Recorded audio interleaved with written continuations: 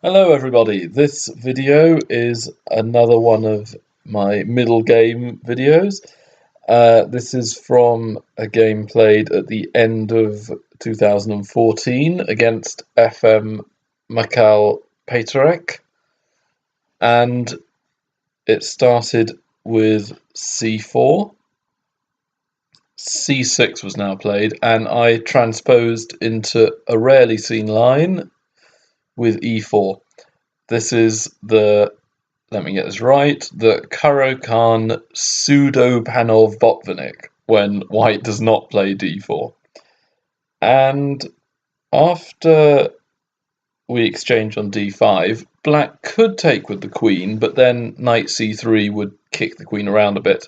So knight f6 is normally played, and if white's not careful, white would just be saddled with an isolated queen's pawn and not much compensation for it. So here I was planning on letting black have the pawn and then trying to attack actively, but after g6 I changed my mind.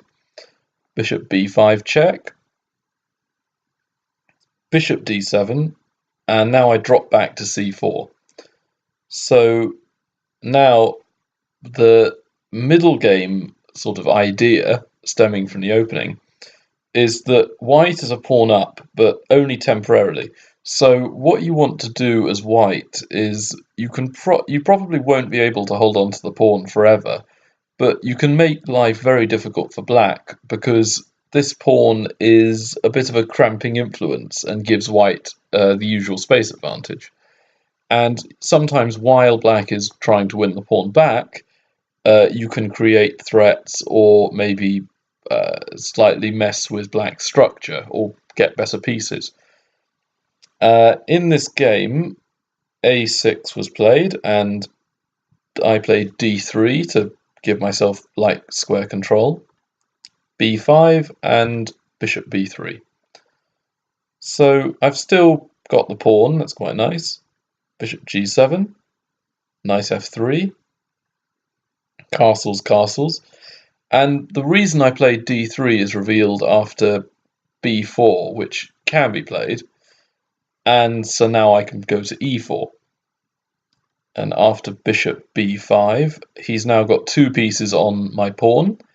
And so I decide to hold off on being materially level. I take the knight, bishop takes, and now I develop my bishop with bishop h6.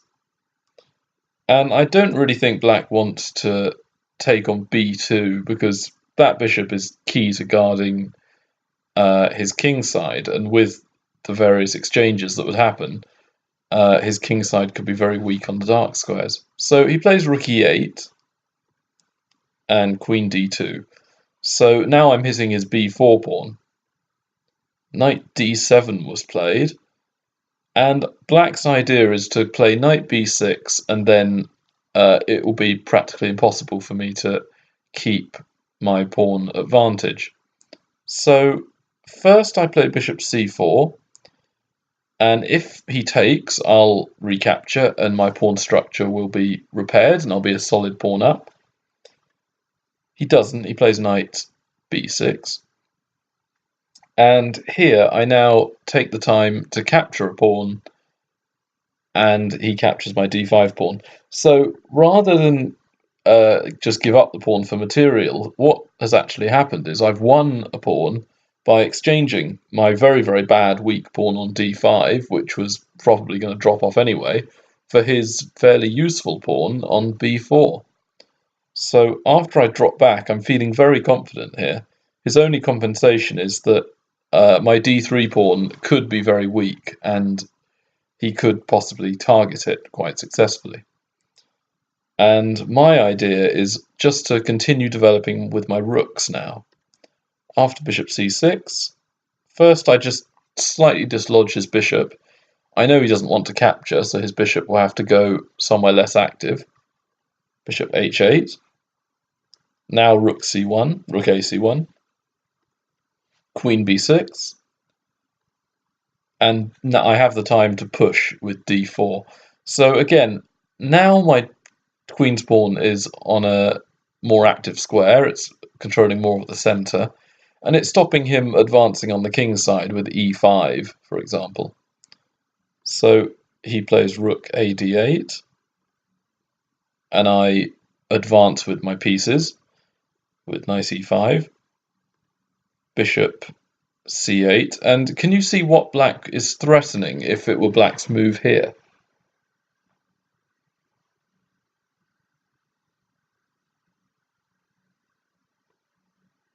Yeah, f6, forking the knight and bishop. So what I do is I indirectly defend with bishop b3, just putting my bishop far away and on the long diagonal, so trying to make very lasting pressure against his king. And after f6, I can get out of the fork with knight c4, attacking the queen. So he retreats, and here I want to restrict movement on the king's side, and I don't really want my bishop to be swapped for his knight. So I play bishop h6, just sort of stopping his bishop from moving, and putting a piece on the moderately weak dark squares. There could be some tactics there in the future against his king. So e6 was played, advancing the pawn that was backwards, and he didn't fall into my trap, which was bishop a4, because without e6 his rook would have been trapped. That was another point of bishop h6. So he moves the rook, and now I advance with the queen. So I'm trying to pick out a few weak points, and just sort of advance with the pieces and make my pieces better than his pieces to really make this middle game, be a success, and perhaps even to exchange pieces to go down to the end game where I'll be a pawn up. So his rook's attacked, and he defends it with queen b8. I take, and after he forks the queen and pawn, he takes the pawn back. So I've got a passer on b2 for now. I probably can't effectively move it up the board much because there's so many pieces on the board, but perhaps later it could be a very useful endgame feature. So I attack the knight, and it comes back, defended in an X-ray with his queen. Bishop back to b3, just putting my bishop on the same line as his king. It could be useful. And threatening rook takes a8, and then after queen takes a8, I can take on b4, so I'll get two pieces for a rook. But he stops that with knight d5, and queen a5. So here it's very interesting in terms of the position. I've got my rook on the a file, and the rook on f1 hasn't yet moved, whereas his two rooks are in the centre. So you could argue his rooks are better in terms of quality. My knight on c4, I don't feel is really working that well, and his knight on d5 is blockading my pawn and is more central than my knight. So his knight is better than mine. But now we come to the bishops. His bishop on a8, while it is on the long diagonal, is more of a target than anything else, and I don't feel it's really doing a lot due to the fact the knight is blocking the line of the bishop. But my counterpart on b3, is potentially attacking the knight on d5, the pawn on e6, and the king on g8, as they're on the same line as the bishop. So maybe there's something there. At the moment it's under attack, but that could change. The queens are interesting. I think my queen is better than his because mine is in his half of the board and his is just passively defending his rook and bishop. And my bishop on h6 has more mobility than his on h8, so it's more useful there. So perhaps in terms of piece quality, it's a mixed bag. Maybe it's about even, but my pawn advantage is still still there. So maybe a small plus for white, but not a huge amount. So after he plays, oh yeah, sorry, queen a5. After he plays g5, he couldn't take my bishop because queen takes d8 would have been played, mating him. So I play h4 here. I don't like my bishop being trapped, and I thought maybe I could open up the king side a bit. He plays rook c8. Now he can take my bishop, so queen a6 was played. Again, he can't take the bishop because queen takes rook. Knight f4. It's a very thematic move there. So he's going for a kingside attack now. I play knight d6 to attack his rook and infiltrate a little. Rook d8. So again, he's threatening my knight and my bishop on b3 and d6. But not a huge problem. I can play knight f5, attacking the rook. Rook e to e8. And here I play rook a3, just defending the bishop. So I'm still a pawn up, and I've got some attack and presence, pressure, whatever you want to call it, on the king side. So yeah, that's something. And his pieces are, barring his knight, are all on the back row. So my pieces are far more active, and I'm willing to give up my pawn advantage for better pieces. So I play rook e1. I finally developed my other rook, and he now drops back to b7. So what do you think I play here as white?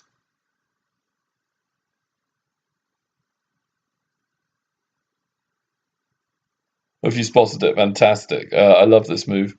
Rook takes e6. And if he takes the queen, well, you'll see what happens if he takes the queen. Actually, no, we'll do this first. What does happen if he takes it? What's my best move? Yeah, rook takes e8, double discovered checkmate. So quite a nice finish. But the even nicer finish is if he takes my rook, and because I like pretty finishes, I will sacrifice my queen and mate him with the two bishops in a kind of Boden's mate sort of setup here.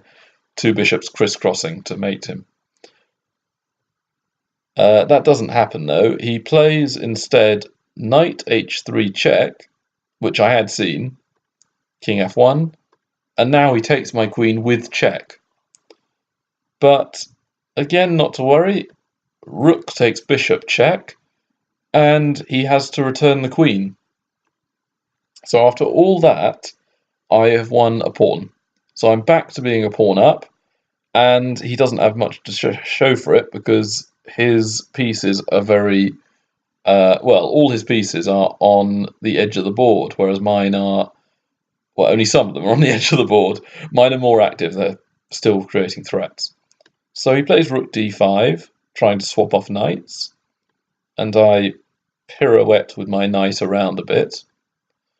And I think here he made a mistake because for quite a while he was down to just increment. He was down to about 30 seconds on the clock, and there was a 30-second increment.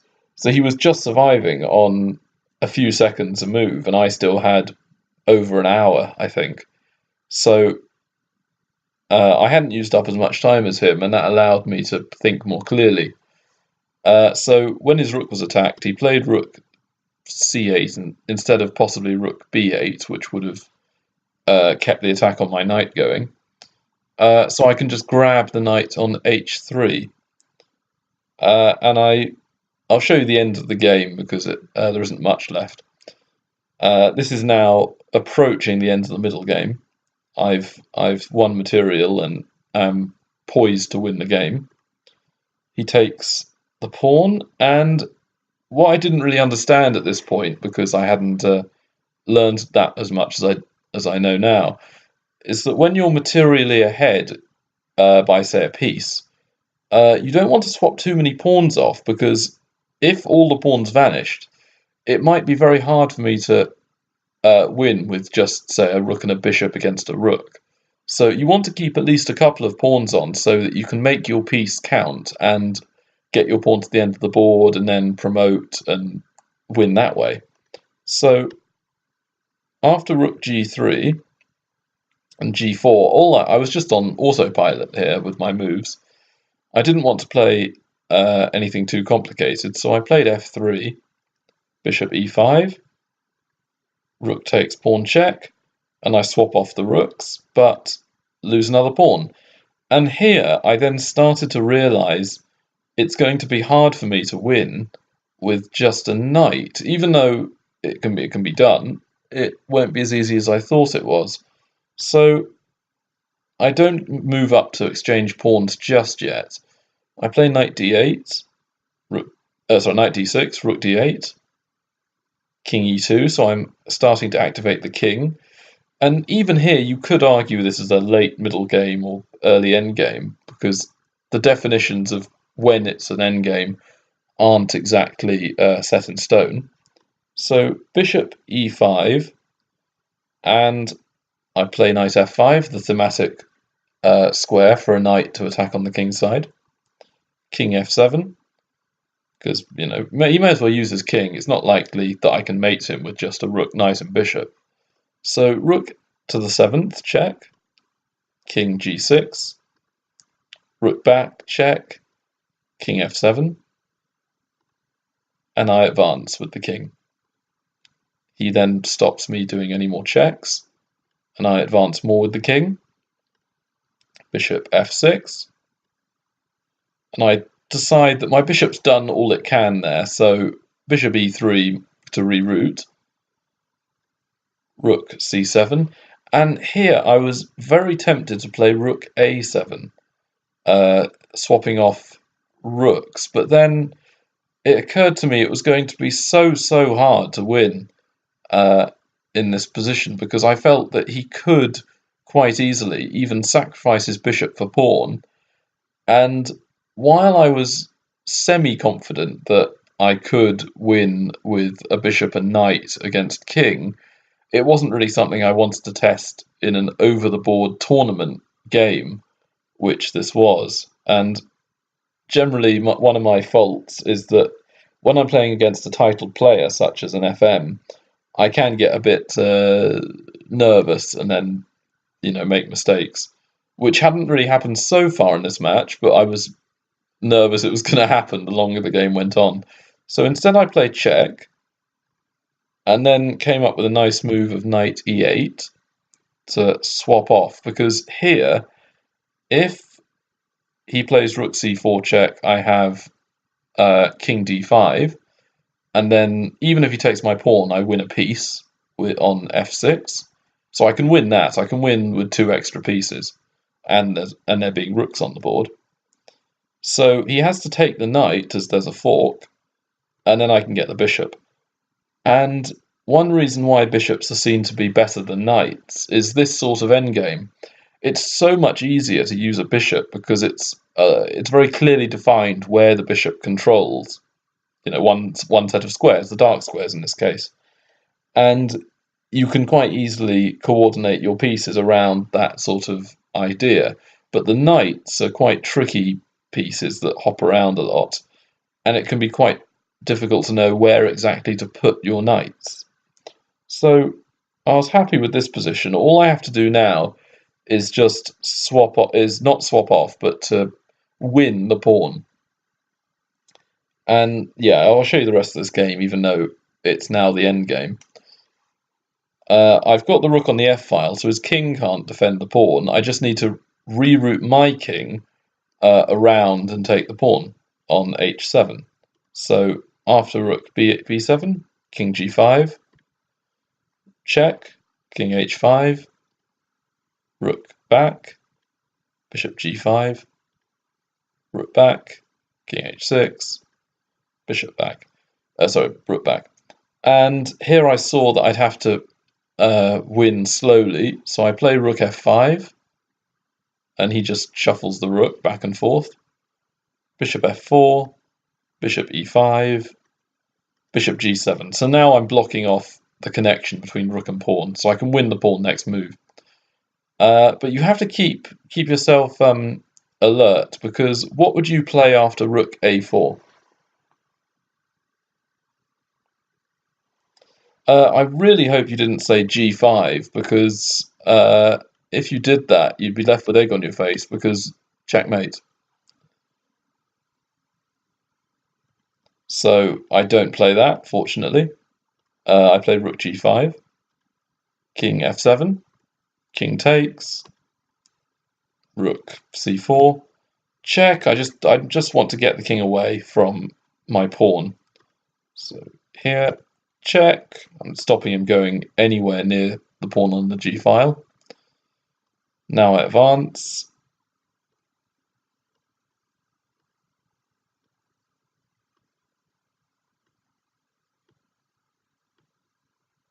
And now he resigns here, because his king is on the d file, it can't get any closer, and all I need to do is just play king f7, g6, g7, g8 with my pawn, and he'll have to then take the queen that I'll promote to, and I can easily win. I may make mistakes occasionally, but I can win with a bishop, king, and a rook against just a king. So I hope you got something from that, the middle game anyway, about using your pieces very effectively, and trying to restrict his pieces, as well as several other features of the position. And I'll see you in the next video.